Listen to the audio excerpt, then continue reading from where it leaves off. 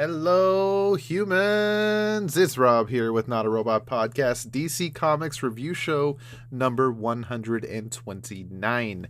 This is the world's greatest comic show about the world's greatest superheroes, and with me, as always, is Josh. Hi, diddly ho, neighbors. Oh, Josh Flanders, how are you?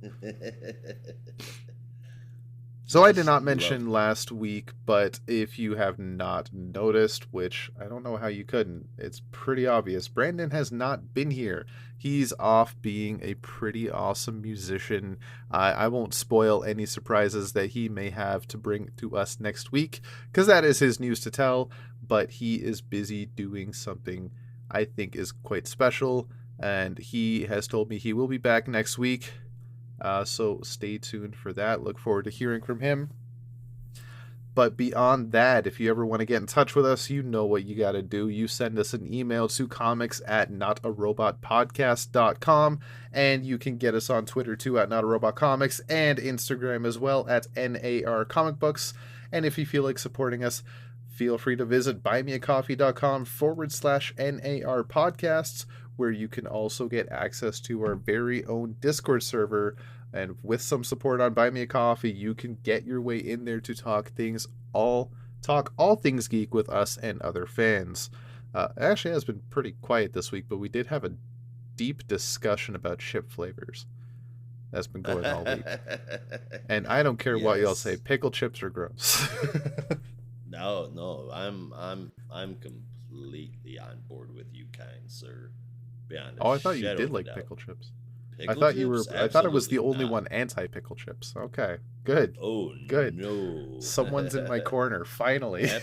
Absolutely, man. But I will only accept you in my corner if you one day try cheese and onion chips. Those are only a Canadian thing as far as I could tell. I've lived in they are British as well. United States. Well, British. They're not in the States. And, that's where I buy my potato chips. Probably will never have them in the U.S. unless you order them from Canada or Great Britain. If you're going to get cheese and onion, though, Walker's has the best. And for any UK listeners out there, yes, that's right. I said Walker's is the best. Remember, I'm from Canada. My chip selection for UK is very limited, but I really like Walker's. You heard it here first, folks. Yeah. So as for today's books, we are looking at I Am Batman number 17, Batman Incorporated number 4, Lazarus Planet Alpha number 1, one shot, Flash number 790, Wonder Woman number 795, and WildCats number 03. As well as a few honorable mentions, as is the case. But before we get into that, let's get into some news. What's going on in your neck of the woods there, Josh? Oh, not a whole lot, actually.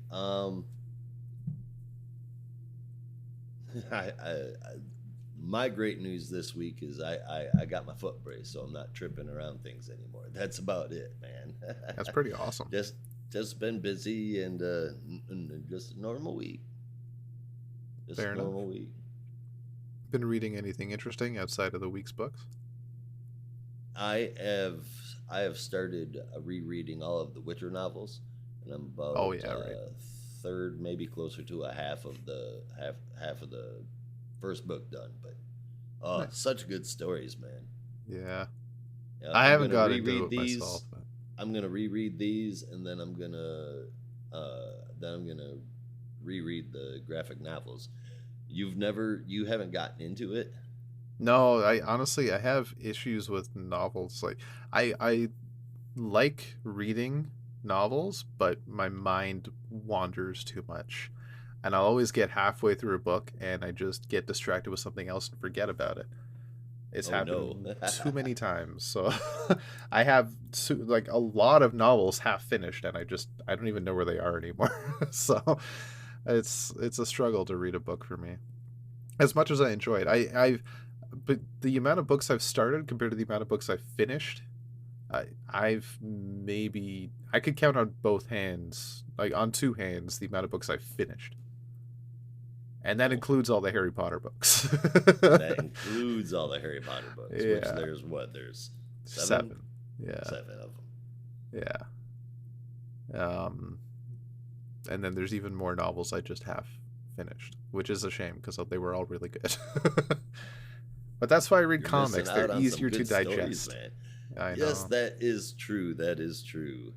And speaking of that, like I've also gotten started. I think I mentioned last week, gotten started on my read through of every Green Lantern comic, starting with the Silver Age, and I am 13 issues deep. I'm on to, I think it was now 1962, if I remember correctly, with Green Lantern number 10. I'm on to where we've already met Tomar Ray, we've met Sinestro and the Guardians, we've met obviously Carol. We've met Tom Kalmaku. There's been a bunch of random villains. I don't think we've met anyone major yet besides Sinestro in terms of villains that I remember. Oh, the Weaponers of Quard. They've had a big section in the first dozen issues or so far. That's been fun. The Silver Age was a ride, man. I don't know how many Silver Age comics you've read, but holy crap. Oh, they are fun. Quite a few back in the day. Quite a few. They're not without their problems, of course, compared to today's standards. Like, there's an issue, Hal Jordan was transported to the year 3900 AD, and his memory was erased because of the time travel, so the only way they could get him to acclimate to the year 3900 was by the head scientist's, and I quote, attractive secretary to hit on him and force him to stay. And that's seems very 1960s. that does not fly in today's standards. Yeah, and I mean, Mad Men was a great show and all, but yeah. Apart from the problematic stuff, though, it's actually a lot of fun. Bit of a thrill ride. And it's crazy the amount of things that the Ring can do that have just been forgotten to time. Like turn everyone invisible. Imagine. Oh god. Like what? Turn people invisible and make copies of yourself and read minds and what else? Like make magnetic waves or some shit like that. It was crazy stuff. Oh, my favorite is Sinestro trapped him in a yellow ring cage, ring energy made of yellow, when Hal was Green Lantern, and he didn't have his ring, so he didn't, even if he did have his ring, it wouldn't work because the cage was yellow, but he was stuck there. So eventually he came up with the bright idea is yellow is only a problem for Green Lantern. So if I change into Hal Jordan, I could just walk right through these bars. And he does just that for no fucking reason. I thought that was fantastic. Awesome. That there is 100% amazing writing. Hal Jordan's not weak to yellow, only Green Lantern is. You're damn right. Yep. Oh, that's hilarious. Oh, that was a great issue. Okay, so as for comic book news, I've got one thing as well as a cinematic news. Starting the comics world, Mark Waid has been hinting that he has more books coming from DC, unannounced books. So he's not gone into how many, he hasn't said anything else about it, just that there is an otherwise when it comes to listing the books he's writing this year. So there is potentially more to come from Mark Waid in DC that we do not know about, which is very exciting, especially considering we only really know books coming out up until, May? April, something like that, and there's promise of a lot more coming in the latter half of the year, so I'm expecting a lot of stuff from Mark Waid. It's great to have him writing at DC right now. I'm excited for it. I am too. I mean, I had some issues with some of his issues of World's Finest. Um, but so far so good for the most part. I'm digging it, and I do got faith in the guy. He's been doing it a real long time, and he is, he's definitely in my top 10 of all time. So I'm looking forward to see what he's got in store for the DC universe for sure. Same here. I mean, that last issue of World's Finest kind of blew my mind, so I'm ready for more. I'm curious to see what he's got. So while that is exciting, I have something that might pop your excitement bubble, Josh. Ooh. Yeah, Greg Berlanti has signed yet another 4-year deal with WBTV, putting him there in contract until 2027. So there will be more Berlanti stuff coming in terms of Warner Brothers Television. And considering his track record so far, most likely DC properties. This is a very disturbing development. Yes. So maybe I should have started with that and then followed up with Mark Waid. Maybe that would have been better. Yeah. I'm not against everything Greg Berlanti has made, but he's definitely made some less than stellar things as well. But I don't want to put the blame solely on him. There were some shows where he broke off from others that when they started out were pretty good. I think the showrunners that took over after him kind of left it in the water. So we'll see where it goes. Well, yeah, we'll see where it goes, I suppose. But I mean, honestly, do you know why I think none of his shows are ever done in front of a live studio audience? Because that's an old and dated practice. That works too.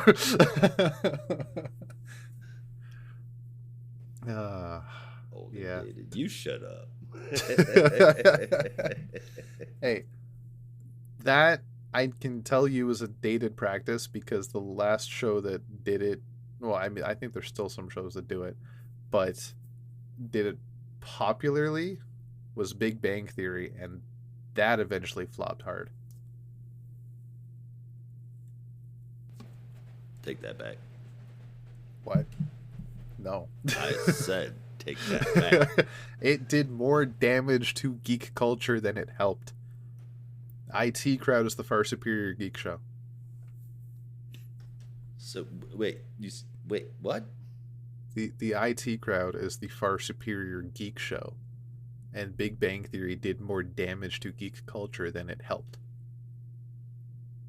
I don't know about all that. It was enjoyable. I will prove it to you. I will bring this to the movies and TV discussion, folks. You heard it here first. Join us, and you will be part of this discussion because there's going to be a fight. It will probably span various channels on Discord, and Josh and I are going to have it out about Big Bang Theory and if it's actually good or actually bad. So if you want to be a part of this conversation, you join us on Discord. Yeah, because he seems pretty confident. I might need the backup. Oh man, I suspect there will not be much backup in our network. I have a funny feeling. But I've been proven wrong before, and I've been the solo voice many times. Like, the first few seasons were fun, but I think after a while it leaned way too hard on just making fun of the lead characters. And I had this feeling, as well as other people I see online had the same feeling. Eventually, instead of us laughing with it instead was laughing about us. So it was kind of, it just felt I never took any offense to it. I never took any offense. Not that I was offended by anything. It just felt like it was Silicon pushing geeks totally different kinds of negative shows, light. Oh yeah, definitely is. But in terms of a show that glorifies Greek geek culture, I think those two are far superior in that stage. We'll bring it to the group. We'll bring it to the group. We'll see what happens. I do love a good debate. We shall see, kind sir. We shall see. And I was itching for one yesterday because I got into a little debate on the DC Comics subreddit, but then it kind of just stopped because the guy stopped replying. So, and I was ready to go, and I had nowhere to put that energy. So I am ready for this. Every single fucking tank I had to this fight. Where the fuck are you? Yeah. Oh, good old Reddit debates. Oh yeah, fun stuff. Fun. Well, with that, I think we should move our way into the books. What do you think? I think that's not a bad idea at all. Before we jump into the big ones, the ones that didn't make it onto the show but might be good are the following. We got Batman and the Joker, The Deadly Duo, number 3. I didn't get a chance to read this. I, of course, will, as I always do. The Adventures Continue, Season 3, number 1. I read the first 2 seasons, and if you enjoyed those, you will enjoy this. It's pretty good. Batman Urban Legends. Also pretty enjoyable this week. And Danger Street number 2, while still not an impressive book to me, is better than number 1 was. Human Target number 10 came out. It's almost done. There's 12 issues in this series, and I haven't gotten a chance to read that one yet, but it's been so up and down. Like, I'll read it, and one issue will be super great, and then I'll get 2 or 3 in a row that I feel is just total turd. But those are the honorable mentions, Rob. That's all I've got this week. Right on. I can't wait for Human Target to finish so I can just start reading it. Because I'm serious. I want to read that in a collection and not issue by issue. And I feel that way strictly because of Rorschach. Because I caught up to you guys and I binged the first 6 issues and I thought it was fantastic.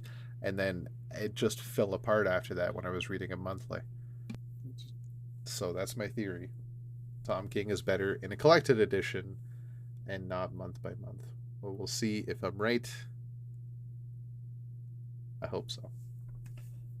That wasn't because it was released monthly, though. It was because the book sucked. The story fell apart. Yeah. That's what happened there. I mean, that's most likely true as well. But I want to test my theory, and we'll see if I'm right. We shall. Yeah. I can tell you for one thing though, like when I do get to read in a collection, it will not be very quick.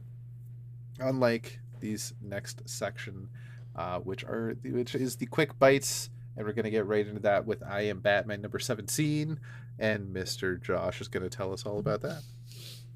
I will, but before I even mention the credits, this is just pop off awesome. That cover is sick and deserves massive attention. Mm-hmm. The book was written by John Ridley with art from Christian Duce. I get told this all the time and I can never remember. Christian Duce, Eduardo Pansica, and Julio Fiera, with colors by Rex Locus and letters from Troy Peteri. And that badass cover came from Duce and Locus. So way to go, guys. Thanks to the moral authority, the whole world knows that Lucius had an affair and a kid from it who happens to be Jace. His birth mom, Lena Coy, has been kidnapped by the moral authority and Jace is messed up.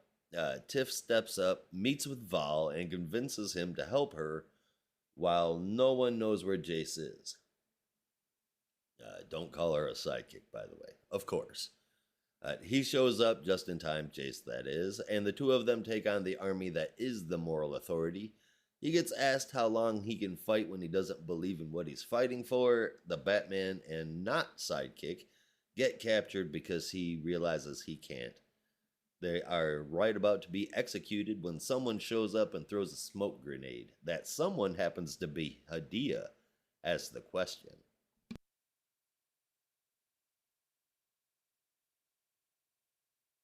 She's going by Nobody, which I thought was very interesting compared to the other nobodies we've had. Yeah, exactly. Well, nobody, yeah.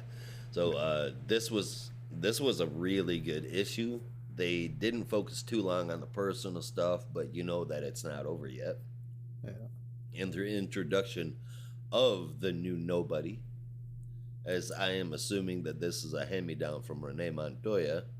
Um, I'm assuming that's why she made the visit to New York to begin with. But That's did that's the did feeling that Renee I'm getting. even meet Hadia? Because I don't remember. Not that I'm aware of, but that doesn't Yeah, mean it didn't happen. that's fair. We could get shown that in a flashback, That's which very true. honestly seems pretty likely. The introduction of the new question, so cool. I can't wait to see how that happened. And of course, as always, every single issue, the art is out of this world. It is grade A stuff. The whole book. This one especially, I gave it a 9 out of 10. Man, I had a lot of fun with it.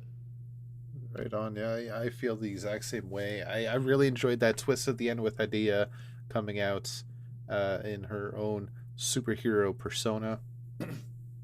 But it does seem a little way out of left field, though, because there was no um, lead up to it. There was no what's the dang word, foreshadowing, which not necessarily you need that, but it just kind of threw me for a loop, which I think it's a very nice surprise. I just would have expected it to be telegraphed a bit better.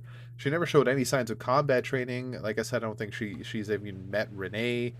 um, and I said, like, I think it's a very interesting choice to have her called Nobody, because there's already been two nobodies in the Batman world already. I'm very curious to see how this ends. I believe next issue is the last one, if not number 19. So I'm very curious to see how this goes.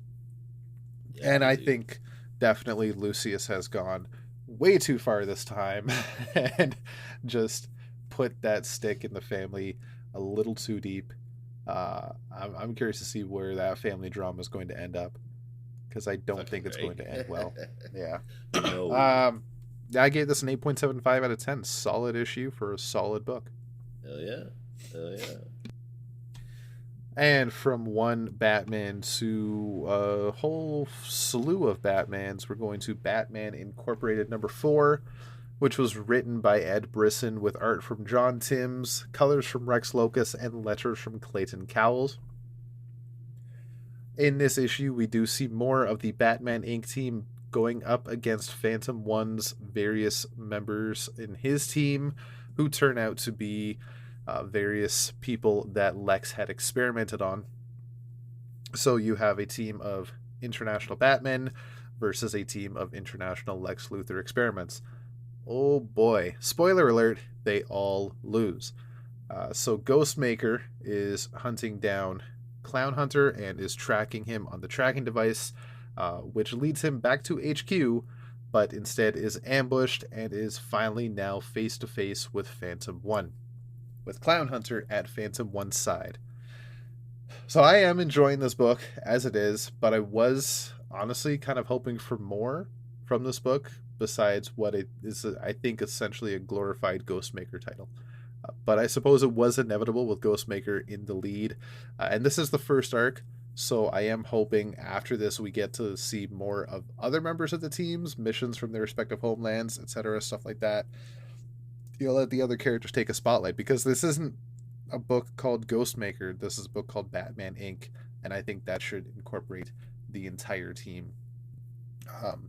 Maybe, yeah, get this started with Ghostmaker and Phantom One, but I'm honestly more invested in, like, Jiro. I'm invested in Knight. I'm invested in all these other characters, and I'm not really getting much about them apart from No, dealing with just them Ghostmaker's complaining. history. Yeah. Yeah, pretty Yeah, just much. them So, complaining about Ghostmaker getting yeah. their asses kicked. Will Because, Batman of Japan ever they're get a not. new name? Yeah, who knows? I want to see that. I As he still should. enjoyed it, though. I'm still enjoying the book. I just hope to see in the future more of the other character stories. So this month I gave an 8 out of 10.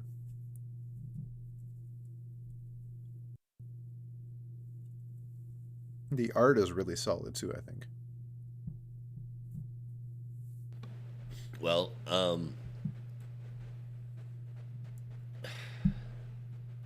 so all right, so basically, what the hell? Here, Ghostmaker is given a whole team of Batman to run, and all he can do is drag his personal problems into it. Come on, man! I thought he was a professional. It, all jokes aside, though, it is a pretty crazy story, and it makes me wonder what's in the future for Ghostmaker. Does he even have one? What about Phantom One and Clown Hunter? So, I feel like somebody's gonna die here because he's not gonna end up with two Robins. You know what I mean? Yeah. Uh, and I can't help but wonder if this is just a Ghostmaker book. You know what I mean? If is that all we're gonna get in this? I hope Is Ghostmaker stories, or are we gonna actually get Batman Inc. stories? The art is great, and for as nuts as the issue is, what happens in it is written and drawn incredibly well, and it does make for a hell of a story.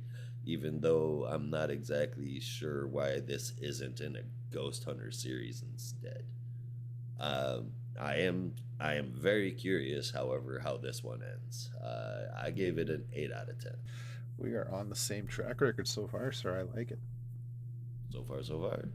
Yeah. We'll see with this next one because now we're shining our spotlight into our one shot of the week, and that is Lazarus Planet Alpha #1, which is written by Mark Waid with, and I will say it right now, fucking gorgeous art from Riccardo Federici, colors Oh from Brad yeah. Anderson, letters from Steve Wands, and a very nice cover from David Marquez and Alejandro Sanchez. So this picks up kind of where Batman versus Robin #4 left off. Excuse me. Where Robin, Talia, Batman, and Black Alice are flying through the sky in a plane, but the world has been engulfed in extreme weather due to the Lazarus volcano exploding, thanks to the battle they had with the Devil Nezha and King Fireball. King Batman is Fireball. still, what a name.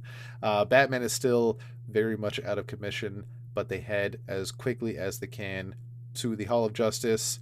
Yet there is, excuse me, a bit of a lightning storm No. which ceases. That's rude. Which ceases technology from working, including the plane they are on. So Robin tries to get a controlled glide into the side of the Hall of Justice. That building just cannot catch a break. It faces destruction on a regular basis. It's worse than Titan's Regular Tower. basis. It's bad. Yeah. Like, just make it out of, like, I don't know. I was gonna Worse say than the Hall of adamantium for a Justice. second, something indestructible, because I know I stopped myself because adamantium's not in this world, unless it's the amalgam world, and it's out there now thanks uh, to Mark Waid. uh, what if we made it out of a yellow cage? But then only Hal Jordan can enter. Oh, the Silver Age comics. Oh man, that was so dumb. I love it. Well, at the Yay. Hall of Justice, when the plane crashes into it, is a host of heroes, including Kara Zor-El, Supergirl, Captain Marvel, yeah, the current Captain Marvel, which is Mary, Blue Beetle, which is Jaime Current Reyes. Shazam, not Captain Yeah. Marvel. Oh, shoot. Whoops. I was reading something about like when Billy Batson first showed up in DC before we started recording, and it said, now presenting the original Captain Marvel. I'm like, oh, shit. Yeah, that got stuck in my head. Yes, the current Shazam, Mary. Um, the Jaime Reyes Blue Beetle, Cyborg. Uh, wait. No, oh, I got confused. I thought Mary was at the top. I don't know who that is. Monkey Prince, Blue Devil, and Power Girl. And together they go in and try to figure out what happened. Zatanna was the other one. My mistake. So Robin is addressing them all. and trying to figure out what's going on and making a plan. Dealing with the heroes he has in front of him, he formulates a plan that best suits their skill set and what they have to accomplish. As everyone looks to Batman, Batman says, "Listen to my son. He knows what he's doing." So he does this, comes up with this immense plan to bring down this storm and regain as much magic as possible, splitting them into two teams, which includes on one team Blue Beetle, Cyborg, Shazam, Zatanna, and Power Girl to head to the Tower of Fate and retrieve the magical artifacts that were drained of power and promptly discarded inside the tower. Meanwhile, Supergirl, Blue Devil, Batman, and Robin are headed up, or sorry, Talia and Batman are headed towards where the last known location of the Devil Nessa and try to figure out what to do with him and see if maybe he is still alive and what he could potentially do to help prevent this catastrophe and bring down King Fireball. Monkey Prince, while is known to Robin, is a bit of an anomaly still, so he is asked to stay at the Hall of Justice, with Robin, where he will be running comms and whatnot. So the two teams split up, and at the Tower of Fate, the resident magicians and Power Girl, the resident Kryptonian on the team, are having trouble getting in. And while Cyborg and Blue Beetle discuss how both their tech is alien, maybe it has a good chance against magic. And as they blast their way in, they are instead attacked from the other side, where Silverhorn King is inside, protecting the tower and the artifacts inside. A fight ensues with various magical beasts, and they do eventually take him down. We will see what happened after that. Yay. As the other team in the Himalayas come across none other than the Golden Horn King, and they have a fight ensuing as well, where Blue Devil is taking point and Supergirl joins him, while Batman and Talia head off into the temple to find the Devil Nessa on his back, basically still injured, but also fighting Swamp Thing and Poison Ivy, of all people. Monkey Prince then, meanwhile, finds Black Alice in the Hall of Justice and tries to just have a conversation with her and get to know her. And eventually, while she is quiet, opens up to him, and then they sit and have a nice little chat, potentially as future friends. Over at the Tower of Fate, the team is successful in taking down Silverhorn King, and inside are all the magical artifacts, and with the help of Zatanna, they reactivate them, or it's not to the help of Zatanna, with the help of Shazam. I keep getting them confused. They reactivate all the artifacts, bring full of magic, and a magical fighting chance arrives where you see a whole army of magical beings, including Ragman, Phantom Stranger. There's all sorts of people here. And one of my favorites, and not just because he's a Green Lantern, but because they're counting him as a magical being, Alan Scott.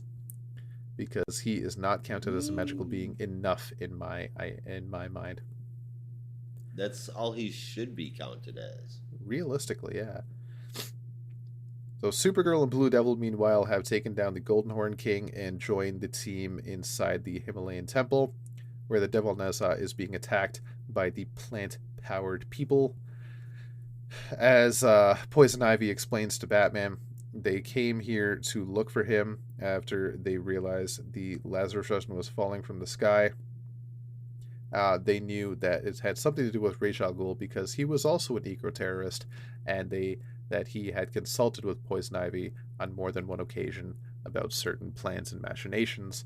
So she got a hold of Swamp Thing, and since it is attacking his domain in the green, they work together to bring down the Devil Nessa, and are almost successful until Power Girl arrives and just starts wrecking his shit.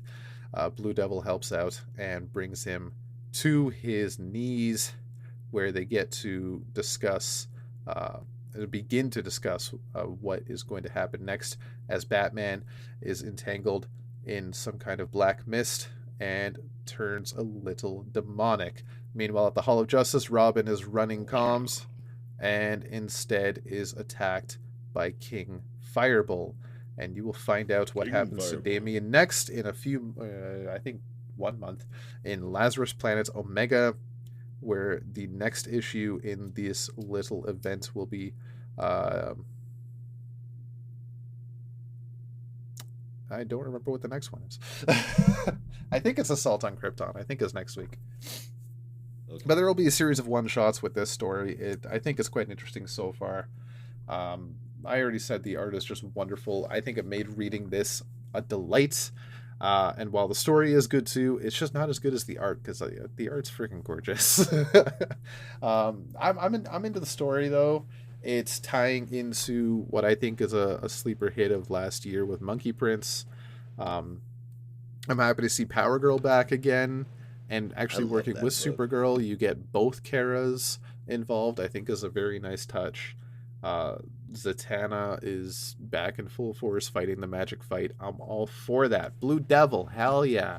This is kind of hitting all points at one time. You got your obscure classic characters, you got your fun characters you haven't seen in a while, you got your new exciting characters, and they're all working together for one common You goal. got your sentinels of magic. That's what you got. Yes. Yes, son. So I'm all about this event right now. I was kind of on the fence going into it, but I like it. I like it so far.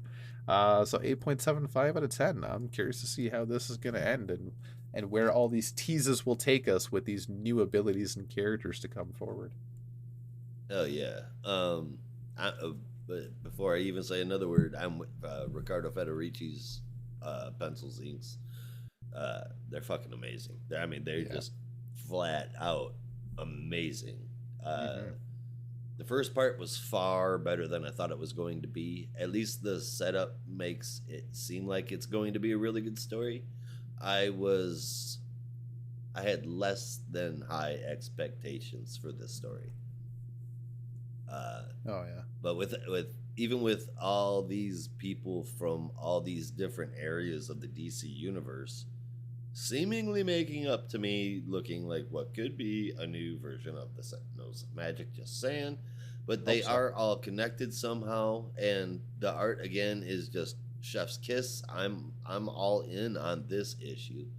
The second part, though a drastically different story, it was fun to read. A little Monkey Prince fleshing out the history. I liked it, man. The whole darn thing. I gave it an 8.5 out of 10. Right on. Yeah, this is going to be a fun one, I think. So, hopefully. Hopefully. Yeah. All right. Well, with that is our spotlight section for the week. And with that, we are going to take a quick commercial break. Stay tuned. And we're back. Thanks for sticking with Not a Robot. I know that did not hurt too much or at all. I don't know. Maybe your volume's too loud and it hurt your ears. But if it did, I'm sorry. I didn't mean to be so I'm loud. so very sorry. Yes. Maybe just turn the volume down a stitch, but not so low that you can't hear us because we got more reviews coming at you and we're getting into our full dive books, starting with none other than WildCats #3, where this was written by Matthew Rosenberg with art from Steven Segovia, colors from Elmer Santos, and letters from Farron Delgado. So the team is deep in combat against some helicopters, but that is actually a look to the future. Where earlier in the day we pick up where we left off in the last issue, and the new Seven Soldiers of Victory has been unveiled, while the Wildcats are left in the wings, looking at this new team. And as we meet them, we see Threshold, Majestic, Andromash, and I don't know how to pronounce that. Andromash, Maul, Mother One, Agent Wax, and the man known only as Pike, and various members of the Wildcats have connections to a lot of these characters. Um, yeah, more interestingly, I think to me is Pike having a big connection with Grifter, which leads to a bit of a brawl backstage where the two start to really give it to each other and instead get broken up by Maul and are told to just take a breather. Um, Yet Grifter is actually kind of fired, but not really. He is on leave because of all the shit that he's caused and the fight he just started. Which wasn't really, I don't think he really started it, but that's not really up to me to decide. Clearly, they have some history, him and Pike, and maybe it was just destined to happen. So Grifter is on the outs right now, and the rest of the team are on a small mission to go find what they eventually find out is a child. And apparently, this child is the key to the safety of the world. If this child dies, shit's going to go down and the world may end. So they need to protect this child with their lives. Not good. Not good at all. Grifter, meanwhile, has decided to go pay a visit to a very rich man in his penthouse while he sleeps and wakes him up by, I was going to say light a cigarette, by putting out a cigarette on his open palm, burning it and making him wake up in a lot of pain. So he begins to interrogate him and swiftly takes care of the security that barges into the bedroom by setting him flying out the window in true Grifter fashion. Meanwhile, the team is trying to extract the child, but is being attacked by a helicopter. I assume this helicopter is piloted by members of the people of the group that were holding the child hostage. So they are trying to take cover, yet a tank arrives with other soldiers, and they're kind of pinned down. They're asking for help, and hopefully they will get it soon. Meanwhile, Grifter is holding this rich guy out the window, trying to figure out if this man is part of, as Grifter describes it, a weird bird sex cult, otherwise known as the Court of Owls. Ta-da! Yeah. So Grifter is very adamant that he is in the Court of Owls and is holding him out the window trying to get information but this man is adamant he is not in the Court of Owls and has no idea what it is until a Talon walks in the bedroom and Grifter goes, "Holy shit, I was right," and lets the guy fall out the window. Right. Yeah. So Grifter and the Talon begin to fight. Excuse me, they don't fall out the window. I thought they fell out the window until I was looking at it right now. They're still inside the penthouse. Yep. They begin to fight, but Grifter is being talked to on his comm. I'll be honest, I think it's Ladytron on comms, right? Yes. Yes. So she's trying to get him to go be their backup, and he says, "No, I'm on leave. I'm busy right now. I'm doing something," and instead he just gets teleported to the battleground that he is needed at. And yet 47 minutes later, he arrives ready to go, and he has a plan. And he opens up with, "You all know there's a bunch of tanks out there, right?" So he promptly walks off. Takes I'll be honest, I don't remember everyone's name because they're not really mentioned a lot in this issue, but takes the youngest member with him, the one that grows. Deathblow Zealot, Caitlin Fairchild, and the kidnapped kid is Charlie Walsh. Thank you very much. I think the redhead is Fairchild, right? The little girl. Okay. Yes. Yeah. I did not read a lot of WildCats when I was young, so I am not as well versed on these characters as I like to admit. But I really enjoyed this. Man. I was like 7. I know. I wasn't allowed to read WildCats. Yeah, so they head up to the rooftop where Fairchild grabs Grifter, gets really strong, and throws him headfirst into one of the helicopters where he flies guns blazing, gets onto the side, makes his way in, kills a couple of guys, takes out the pilot, and borrows the helicopter. To which the members on the ground are like, does it annoy you that he's actually really good at this stuff? Because it annoys me. Which is a fair point, because he's an annoying guy. So now He they got can a be. helicopter, and they're making their way out of Dodge as fast as they can, but other attack helicopters are hot on their tail. Meanwhile, they're trying to get within a range that Ladytron can teleport them out, but it's taking a while to get there. And yet, one of these hack helicopters gets a good few hits on the helicopter they are flying in, and it is going down. There is only one parachute. Fairchild says she can survive the jump, so she jumps. Uh, I know you just said the names, but I don't remember the name. One of the members, not Zealot, um, says like With though, the pain on their face. yeah, Death blow. Deathblow. Thank you. Deathblow volunteers stick around because or they will respawn. And Zealot. This is where I got a little confused. I was never sure if it was Grifter or Zealot that took the parachute, but I think it was Zealot that took the It was parachute, and Grifter just jumps out of the plane, seemingly with no plan. Meanwhile, they have That's reached a how he do safe it. distance. Yeah, but what the hell was he gonna do? Whatever Grifter does. um, That's so the question. that's what I love about this. The answer is always whatever Grifter does, but the question is what does Grifter do? And Yeah. nobody fucking knows. Or at least knows how. Yeah. With that, they have reached a safe enough distance where Ladytron can begin to teleport them out. Zealot and the child are gone. Deathblow is gone. And as Grifter is falling and shooting at the helicopters with his pistols, um, Fairchild also gets teleported away. And yet, Ladytron stops talking to Grifter and does not teleport him away and leaves him just falling to the ground, where he just finishes off with, I knew I should have taken that parachute. Yeah, Cole, you probably should have. So yeah, damn, this is a fun one. I'm really hoping this goes beyond.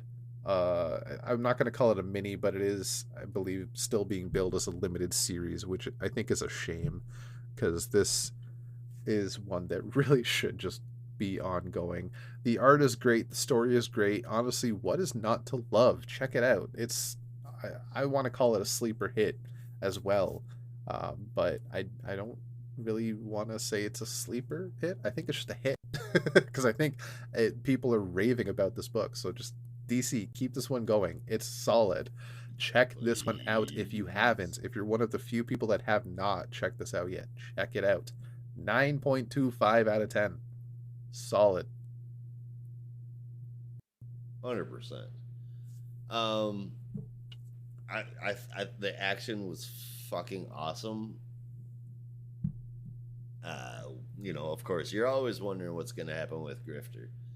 But I don't know, man. WildCats continues to be a book that I definitely don't want as just a limited fucking series. It's such a fun title. It's got fun characters, awesome dynamic between those characters. I love it. I love the art inside. This issue is great. I wish it would keep going. Yeah. Enough said. 9.25 out of 10. Right there. Same score. Wait, what did you score Lazarus Planet Alpha? 3. No, I'm just kidding. 8.5. 8.5. Okay, we're pretty close. We're still kind of on the same track here. And I'm very curious to see if we're on the same track in this next issue, which is Wonder Woman. And Josh is going to fill us in on that little title. Yeah, I totally am. Turns out that Josh had the order of his books wrong, so he's gonna have to give me just a minute here, and I will pull that up for you. Let's go look at my trusty issue of Wonder Woman. What order did you have it in? I did WildCats and Flash, and you did Wonder Woman. Oh, okay. Well, I can jump right into Flash if you want. No, that is fine, my man. That is fine. We are with Wonder Woman. The usual culprits behind it: Michael W. Conrad and Becky Cloonan, Amanke Nwalpin on art, with Tamara Bonvillain on colors, with Pat Brazeau as the letterer in this issue. So we saw the what we were really hoping was the end of Psychic Milk ended up not really being the end of Psychic Milk, because the fucking Psychic Milk got mentioned again. Psychic Hopefully, Nick will never die. Psychic Milk would never die, and that disappoints me.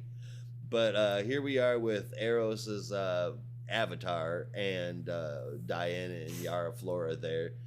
Of course, they are instantly one to take a problem up with Eros. He's there to fuck everybody up and instill fear in humanity. So they, the gods, that is, get the power that they feel they deserve. Wonder Woman, Diana, and Yara are not all that into that though. They take the golden perfect and they wrap it around Eros to get him to be honest, and unfortunately he is. It turns out that Eros, as an avatar on Earth fighting the two Wonder Women, is not the big news. The big news is that Hyperion, which is one of the titans of the gods, like the OG gods, like don't fucking wake them up gods. Those gods, one of those, they woke up. Hyperion, a walking massive demon fire or some such shit. So he's loose in the city. Meanwhile, also in the city are Cheetah, Steve, Etta Candy, and Co.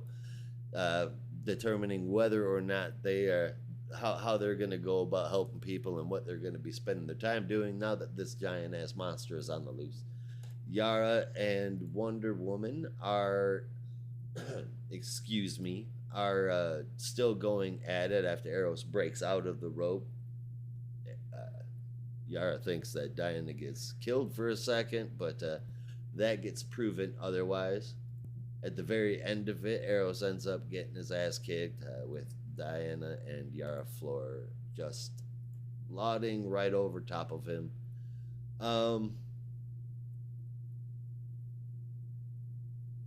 Then it's time for everybody to take on the Titan.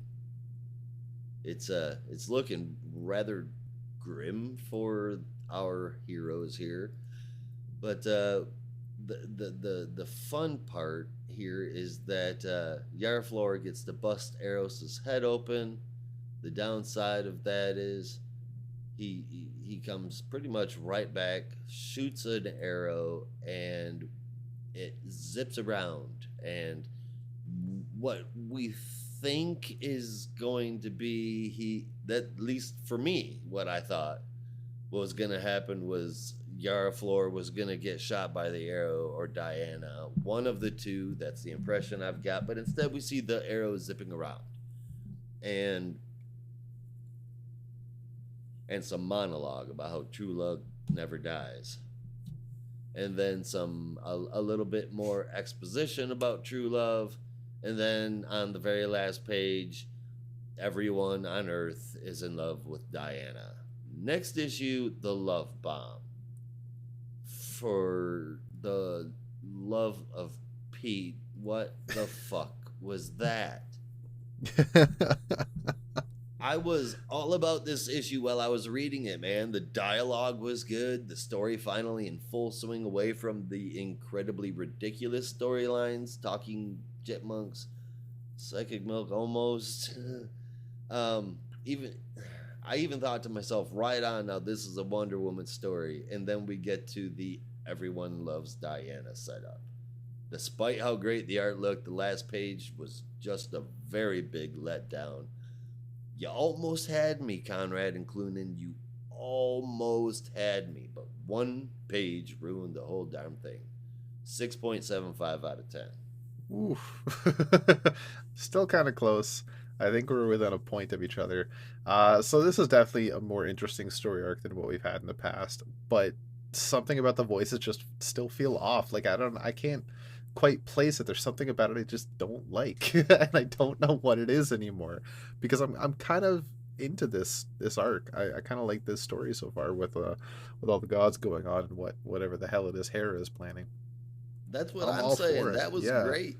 Yeah, I'm not Then against we that can get last some page because fucking the love whole potion number 9 everybody bullshit. hates Diana clearly didn't work. So let's try everybody loves Diana, and that's totally up Eros's alley. Like that's his main ability is like having people fall in love. So We let's have the try power of that, the and gods. We're it's trying going to to awaken.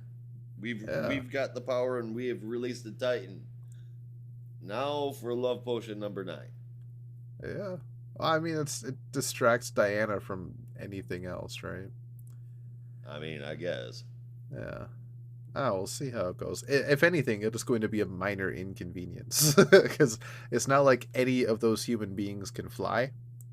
So, you know Yeah, what? that's true. What's it really going to do? Maybe Not that's what it is. much. It's like the story is almost there for me. It's definitely better. It's just missing a little something, a nice little touch to really bring it a little higher for me. I don't know. It's I'm liking the art. I'm enjoying the story for what it is. I just wish it was a little bit better. 7.5 out of 10. I'll give this one. I didn't hate it, didn't love it. It was there. It was there. Yes. Exactly. Yes. All Sadly. right. So, we're near the end of our show. I want to say it was a fast one, but uh, we're at an hour and a half now, and I don't think, or maybe like an hour. I think I had my times wrong. Maybe it was a little bit faster than I thought. So we're gonna zip on over with the Flash. That was a bad transition. I was trying to connect fast and Flash, but it just wasn't working. So Well, you're starting to doubt yourself, man. yeah, I couldn't find the connection. It's like I had a little 1 minute war with myself. I didn't Yeah, know how to do and it. I mean, fucking connections all over the place. All over the place in this book. I know. It's insane. Yeah. Oh yeah. So we are here at the Flash number 790, part 1 of the famous 1 minute war. It begins here. I am so excited for this. All right, so we Right? open up on the supposed, not even supposed, the aliens that are attacking the Earth, and they are none other than the Fraction. They have a very efficient way of conquering planets, at which we don't quite know exactly what it is yet, but they basically describe how the planets really don't have much of a fighting chance when they arrive, and they are in a ship that is shaped very much like an arrow, which I think is very interesting, especially since the title of the story is 0 Point. So we'll see how that goes. Wally, Linda, and the kids are hosting a little backyard barbecue for various members or various friends of Wally, which I will be honest, I cannot name all of these people because, and I will get into that later, some of them just look too much like other ones. But I can point out Mr. Terrific is there. I believe Roy is in the background, and Maxine is there as well. And that about ends how many people I could name in the little backyard barbecue. I don't know maybe the others are just the scientist friends of Barry. I don't know. It's really hard to tell. um, yeah, they're hosting a little backyard barbecue. People are having a good time, just talking, until Wally senses something, and so does Irie. Um, Linda begins to sense something, but doesn't quite get enough of a vibe to it. And then everybody looks up, and then we jump over to Max Mercury, who is elsewhere and basically writing what sounds like a suicide note, but he's decided his time is done and he's going to race off into the future and just see what everything has in store for him. But It he is kind of stopped. sounded like he was going to race and race until he Like he wasn't going to stop running until he could break the Speed Force barrier. Just from the dialogue, that's like what I picked up. Yeah, but it also like it does feel like really sad and goodbye-ish. Yeah, it sounded very somber. Yeah. Yeah, he didn't even say goodbye to Bart. Like, um, yeah. So, as he begins his race, he is stopped in his tracks as he questions if there's going to be a future at all because he begins to see an arrow coming through the clouds. Meanwhile, Jesse Quick is in a fight against some kind of lion beast with her husband, Our Man. And as Our Man sends the beast flying towards her, or she is going to hit him with, honestly, what kind of looks like the Star Rod, is actually probably more a lamp post. It's really hard to tell what that is. Something along those lines. Yeah. Instead, he's frozen in time and just like kind of suspended in the air as Jesse realizes everyone is frozen. And as she tries to figure out what's happening, notices some people are looking at things and looks up into the sky as we then jump over to some criminals running some weapons. And as they open the armored truck to show off the goods, none other than Wallace Kid Flash is in the truck already, ready to take them down. Yet Impulse arrives and takes them down in 2 seconds flat as Wallace gets in Bart's face saying, "Hey, that was my bust. You can't just come here and take my shit." And Bart's like, "What? You had your name on it? Like, no, get at me." So, right? As they begin to have a little squabble, they are also interrupted by a giant arrow coming from the clouds. And then we jump yet again over to another speedster, which you'd think is Barry based on the blonde hair. And again, I will get into this later. It's actually Jay having a drink at one of his old watering holes and reminiscing about the past and all the friends that he's grown up with. And he misses them. Yet again, time stands still, and his drink only gets halfway to the glass before he realizes that, like all the other speedsters realize, an arrow is coming through the clouds. And then we jump one more time to actually Barry Allen, who is at dinner with Iris, where Iris wants to talk about their relationship. And Barry. Just, yeah, you're in the doghouse now, dude. Where she it's wants going. To lock it down, son. Yeah, man. Sounds like a friend of mine. It's just I'm a journalist that worked for Lois Lane. Yeah. Yeah, she's talking to him about how their relationship is going a little slow, despite the fact that they've been together for a very long time.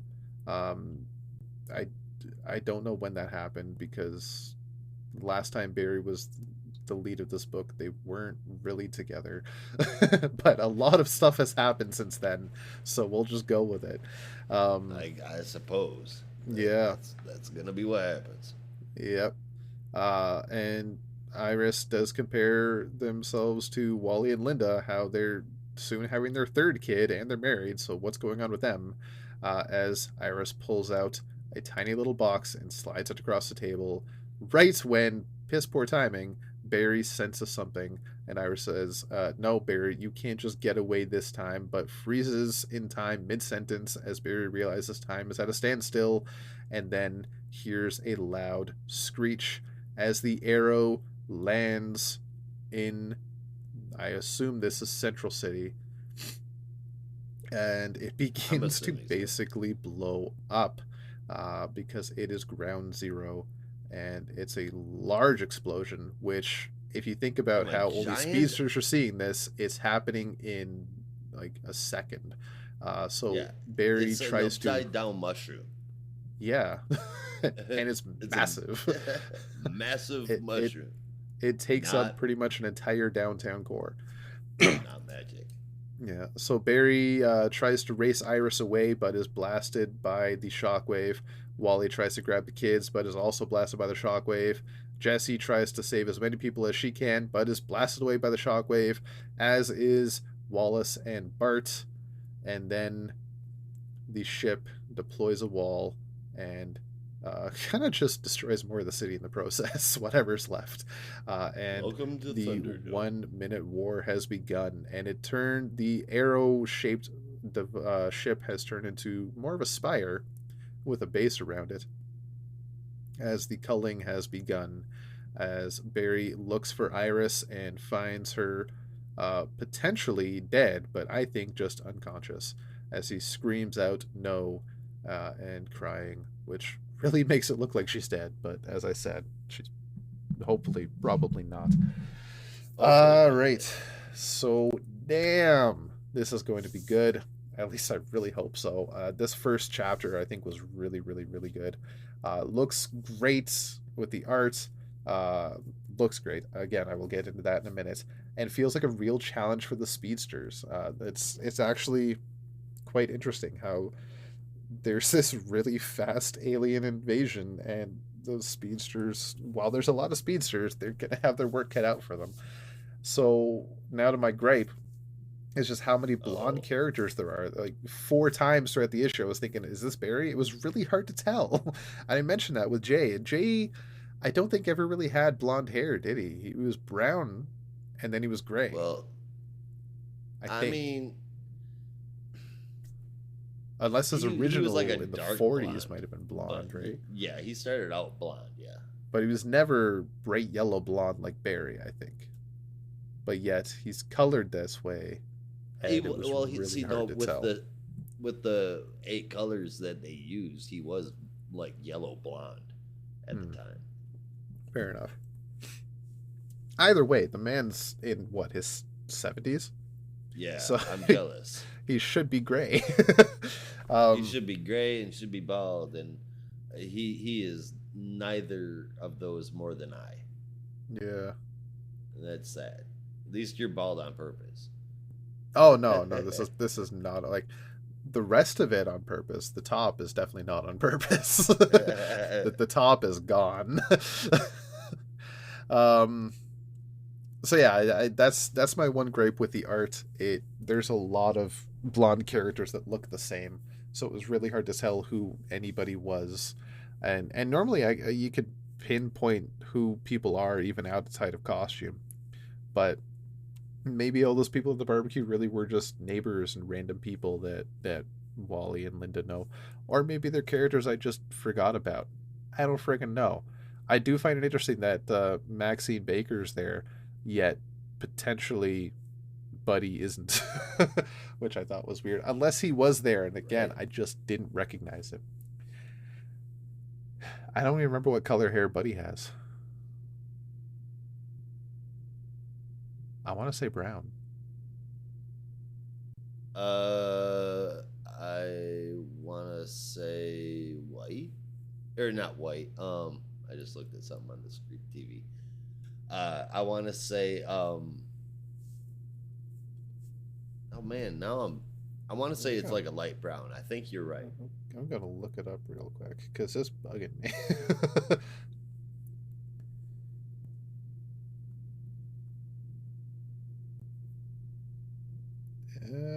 Oh no, it's Look blonde. it up. It's blonde. So maybe he was the blonde guy at the barbecue. Maybe he was there this whole time and I just didn't realize it. Talking to Just Michael Holt. see. Yeah, so apart from that, this ending with Iris dying potentially is a little cliche. Like you mentioned with Wonder Woman, you really enjoyed the story until the last page, and that's kind of how it is with me here. Like there's a 99% chance she's not dead. Uh, Right. and maybe a different cliffhanger is in order, because reading a lot of online discussion about this issue this week, because it's a big issue and I was really excited for it. I saw the term fridging Iris thrown around a lot online, and I think that seems pretty accurate. Um, which is not that's not cool. Yeah. That's not cool at all. Like Iris is a long term character, and there's a lot of story to go through, especially if you're bringing up Barry and Iris potentially getting married. We need to somehow get to the Tornado Twins, so you can't just kill her off. Don't do it. Yeah, which I believe in Jeremy Adams. I don't think he's gonna kill her off. That doesn't make sense. So because of that, just it's a little cliche. I don't think it needed to be done. I think you could have left it at a different cliffhanger, maybe even a couple of pages earlier, where that one alien just said, begin the culling, and shit just goes haywire.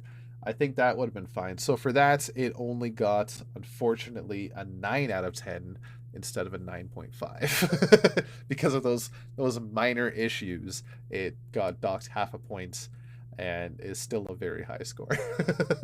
I loved this issue. I thought it was really good. But what did you think? It was horrible. No, I'm just kidding, dude. I didn't see any of it coming. I think it's a very interesting concept.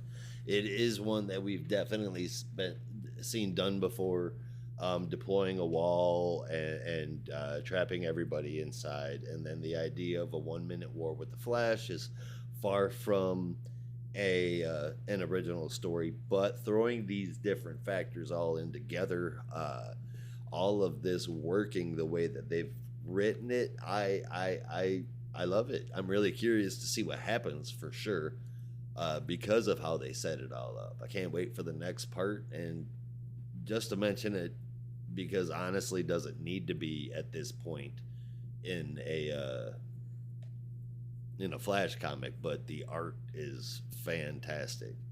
I have one question. I'll get it out of the way. 9 out of 10. I have one question. Unless I missed you saying it earlier, can you please, because it's gone, brain fog. Hallelujah, it's bye. Um, why are Jesse Quick and Hour Man? Has that been a thing? Yeah, that's been for a while. I have completely forgotten Yeah. about that. Then okay. I don't know how long. I know at least since Jeff Johns' JSA when she was going by Liberty Bell, she was with Our Man, which Oh, that's right. I That's think this right. Our And Man that's why I'm. is Rick or Rex. Yes, I always forget. this is Rick. This is Rick. Okay, yeah, so yeah, Rick and Jesse. Yeah, I forgot. All right. Well, yeah, that's what I thought about it. That was the question that I had. I did give it a 9 out of 10. Right on. Yeah, we another rare occasion. I keep saying rare, but it's happening more and more. We're having pretty much the same scores here, dude. I like it, except for Wonder I Woman. I don't liked it know. just a little bit more than you, I think. A little But it was bit. within a point of our scores, so I think I'll count it. Why not? All right, so that is our books for the week. I think we finished off with quite the bang there with the Flash. I think that we'll get into our top three before I get into what may or may not be the best book of the week. And with that, yeah, let's get into our top three. So, Josh, you want to start us off there? Yeah, dude. It was kind of hard because I liked a lot of the books this week. Had the same problem last week. But this is what I ended up narrowing it down to. Number three, I gave to I Am Batman. I fucking loved it. Number two, I gave to The Flash. Well, I just raved about that. So you got me there. And number one, Wildcats. I'm gonna be so disappointed when this book goes away. Bums me out. Agreed. And it also had my favorite moment. That was when Grifter gets the talent to reveal himself at Halliday's place, and he's outright astounded that he was right. That was my favorite moment this week. Damn it, that was my favorite moment too. That's good. Well, hey, that is completely okay. It is a Yeah, funny ass moment. yeah. Well, yeah. I'll go with that. My top three is kind of big. Because at number three, honestly, I had BTOS The Adventure Continues season three. Because like you mentioned before, if you're a fan of the show, you will like it. And I was a fan of the show, and I really like it. I've enjoyed all three seasons so far. and this is no different. Though I did not know it was only going to be 7 issues, where I think the other 2 seasons were 10 or 12 issues. So that's kind of disappointing. I didn't know it was going to be only 7 issues. That's You're the one that wrote of too. 7, unless that was a typo, kind of left over from the Deadly Duo. When you wrote down the honorable mentions, you wrote the season 3 1 of 7, but maybe. Oh, who knows? Well, no. If I wrote that, that's probably what's going on. Yeah, fair enough. Well, if that is the case, that's a shame, but I will take what I can get because I really like it. It is, and this is where I say this top 3 is kind of big. It was very closely tied, but I with these other 2 books, but I will put them in an honorable 4th place. Lazarus Planet and I Am Batman were tied in terms of score and tied in terms of how much I enjoyed them. So BTOS, The Adventure Continues Season 3 got number 3 spot. Number 2, I had The Flash. And number 1, I also had WildCats, because it is fucking fantastic. And I already said my favorite moment. I can't say I really had another one. I actually had to struggle to remember that, to think of a moment, because there wasn't really many standout moments in this week. But that definitely was one. Apart from I think it was how crazy it was that Tiff just went to Vol and like with 3 sentences got him going, all right, I'm gonna help this 13-year-old girl go fight crime. Not just go fight crime, but fucking take on the moral authority led by a crazy dude that's got Jace's birth mom as a hostage victim. 3 fucking sentences. Done. And Hadia basically did the same thing because she called Vol up and said, look, I know everything. Where's Jace? And that was the last thing we saw until she shows up as nobody. Yeah, basically. That's a good point. Yeah. Apart from that, I'll also throw in the WildCats moment where I think it was Deathblow saying, don't you hate how Grifter is so good at these things? Because I hate it. Thought that was fun. That was our... Too. Huh? Yeah. I would too if I was on their team. He's if I was on any of the teams good. That Grifter's been on. How many teams has he been on? Like 4? Really? Something along those lines. He's tied to Gen 13. That's where Caitlin came from. Team 7, which is where the majority... teams, okay, it's really weird. That's where he met Zealot, and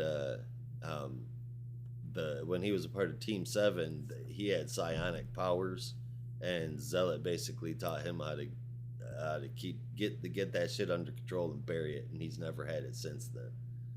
And it's a crazy backstory. They're really good stories for the most part. Not all of them are fantastic.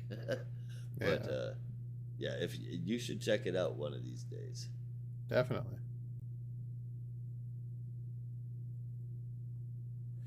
All right, well, that was our favorite moment. Now it's time for your favorite moment. It is the biggest thinker. Oh, that's nasty. Not my fault. I didn't do it. They who denied it supplied it. Oh no, I've been trying to tell them that they need to fix what they were doing in Wonder Woman for quite some time. And I mean, such a great issue, screwed it up on the last page. Just dumb, not impressed. Yeah, I'm with you there. That also made my stink list this week is Wonder Woman. Again, I didn't hate it, but it was easily the weakest book of the week. Yeah, easily. Yeah. All right. Can't argue it. Nope. Well, with that, if there's nothing else pressing, I guess that is our show. So remember, you can help support us by going to buymeacoffee.com/NAR podcast. Check us out on Twitter at NotARobotComics and Instagram at NAR Comic Books. and subscribe to our Substack for bonus reviews, articles, and more. And as always, there's only one way we say goodbye around here. Until next time, be good to each other. And don't be a robot. This is some bullshit that's going on with Vince McMahon and wrestling, isn't it? Oh, God, yeah. There's been no more news recently, but it's fucked. Fucking flat out got Stephanie McMahon quitting. Just says, that's it, I'm out. I'm not doing this shit. How do you...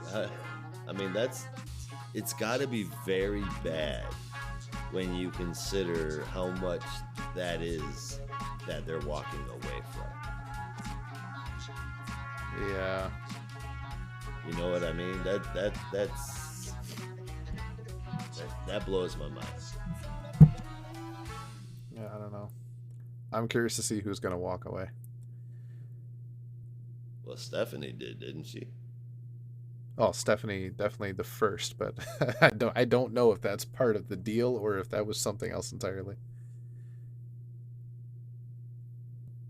Oh, I don't know that it was part of the deal, but I feel like it was a reaction to it.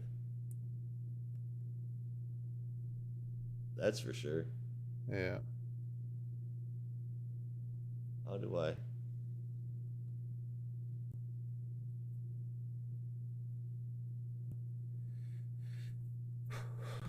All right. I think it was a good show. I do too. How in the hell? What? Well, I accidentally hit pop out. Maybe I show all controls.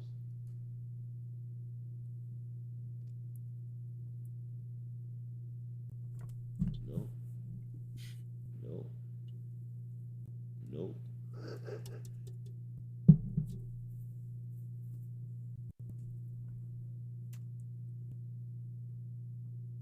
That's not it. That.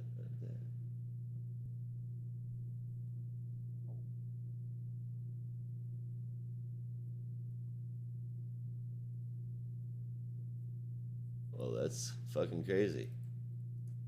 I lost the record button and the stop button. How the fuck do? I guess we just both leave, and Will then we'll it go save? away.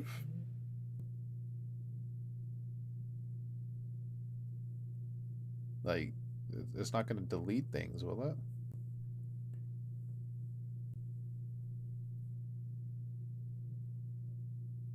Let me hold on a second.